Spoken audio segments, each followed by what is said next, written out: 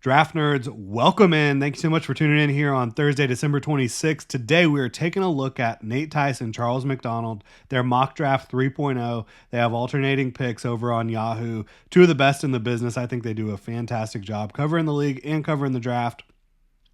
Nate Tice has the odd picks. Charles McDonald has the even picks. Let's dive into it. Have not taken a look at this one yet. So, Cam Ward to the New York Giants at 1 overall. Not a surprise here. You know, some people predict Shedeur Sanders, some people predict Cam Ward. To me, Ward has more variance in his ceiling and floor than Shedeur Sanders does, who I think projects as a quality NFL starter.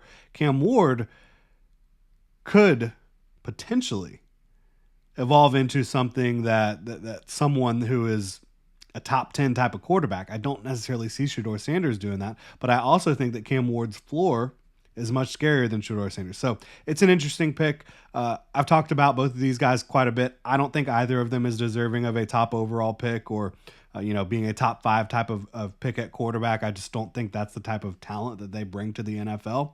That's my opinion. But look, the Giants, they go get Cam Ward. And he's throwing passes to Malik Neighbors, so that could be a lot of fun.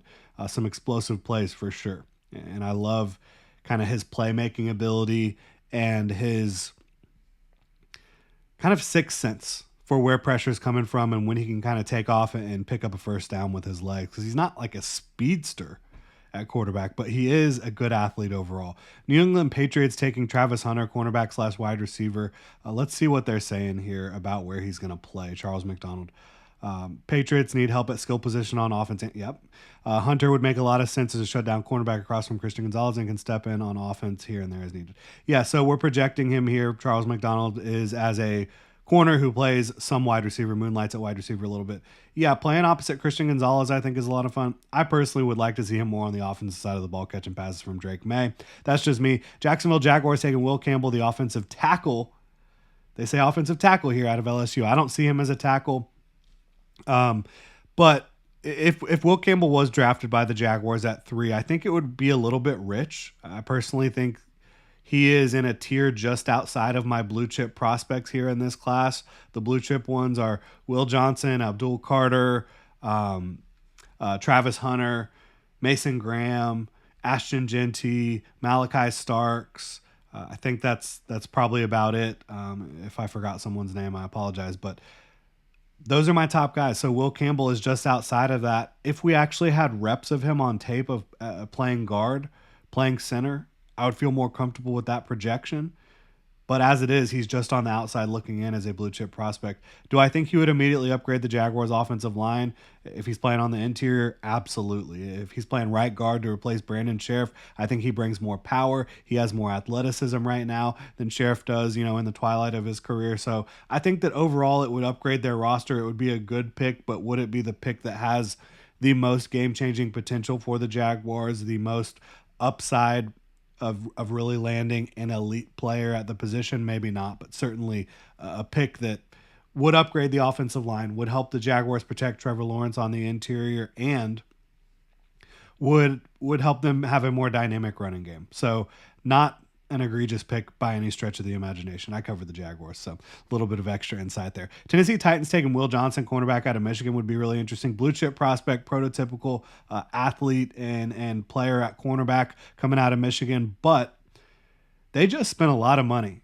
on L'Jarius Sneed and Chidobe Awuzie. This would make Chidobe Awuzie a high-priced backup in all likelihood in 2025. Interesting. I think long-term this is a great play for them. I do. I love Will Johnson's game. It would just be interesting in the short term with how they built out the roster over the last year or so. Cleveland Browns at 5, taking Abdul Carter. Yeah, man. Abdul Carter playing opposite Myles Garrett. That is absolutely terrifying. It is. Now, both of these teams need quarterback. And again, I've talked about I don't really have either of these quarterbacks here at the top as players that should go this high. So I would like what this represents for both of them from a process standpoint. It means they're not reaching at the position. Las Vegas Raiders, though, Shedeur Sanders falls to him, which feels unlikely. It does, quite frankly, to me. I don't see, even though I just commended the Browns and the Titans for both passing on quarterback for more talented players, I would be surprised if it happened. I would. But in this situation, the Raiders get to sit at 6 after beating the Jaguars this past weekend, and they get to get their quarterback there. So that's absolutely fine for them. Carolina Panthers taking Michael Williams at edge out of Georgia at 7 is rich for me. I would value several edge players higher in this spot. I would value several other players that aren't edge higher in this spot than Michael, who has all this physical upside. He's a good run defender already. He's got great length, athleticism, explosiveness. He's not a pass rusher yet. And so, I mean, I would take James Pierce Jr. I would take Nick Scorton. I think Shamar Stewart's a freakier prospect. So I would certainly take James Pierce Jr., though, over Michael Williams if we're talking about edge specifically. But there's some guys that would help this football team out that are not edge players, that are blue chip. And one of them is Mason Graham going to the New York Jets to pair up with Quinnen Williams. That would be an absolutely unbelievable interior for the Jets. Yes, sign me all the way up. Chicago Bears taking Kelvin Banks, talking about him playing guard here a little bit. Yeah, to me, Kelvin Banks is overrated. And Tice says here that he plays balanced. I don't see that.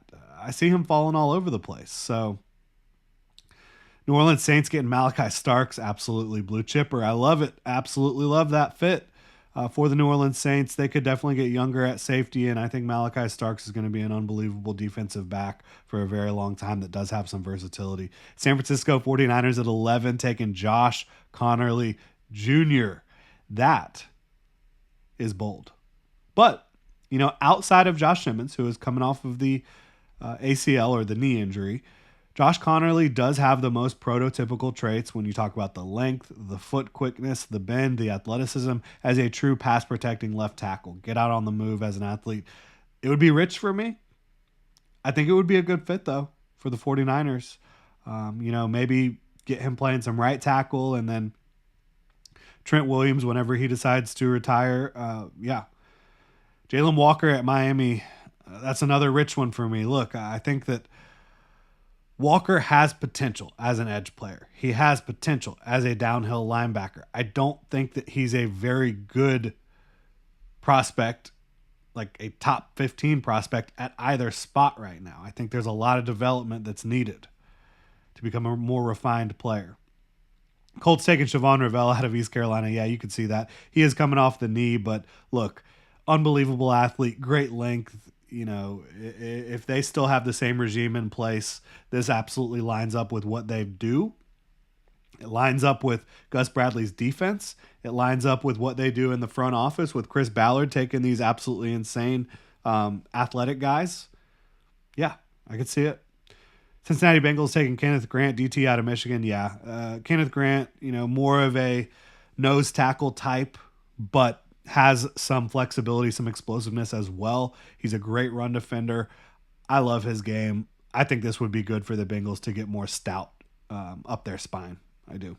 Dallas Cowboys getting Tedero and McMillan. What a compliment that would be for Dak Prescott and CeeDee Lamb. That would be really cool to see. I like that one for them. Arizona Cardinals taking Derek Harmon, the DT out of Oregon. Slightly early for him, but I wouldn't have a problem with it at all because I think that he represents someone who can defend the run. He has the length to lock out offensive linemen, defend the run at a high level, but he's also a very, he is an above average athlete. He is explosive. And he's got a variety of pass rush moves. And again, that length, he doesn't really stall out as a rusher as much as you've seen some other Oregon interior defensive linemen in recent years. So I'm a fan of that pick, even though it's a little early. There's definitely some guys I would have taken before Harmon, but I think it could work out for them.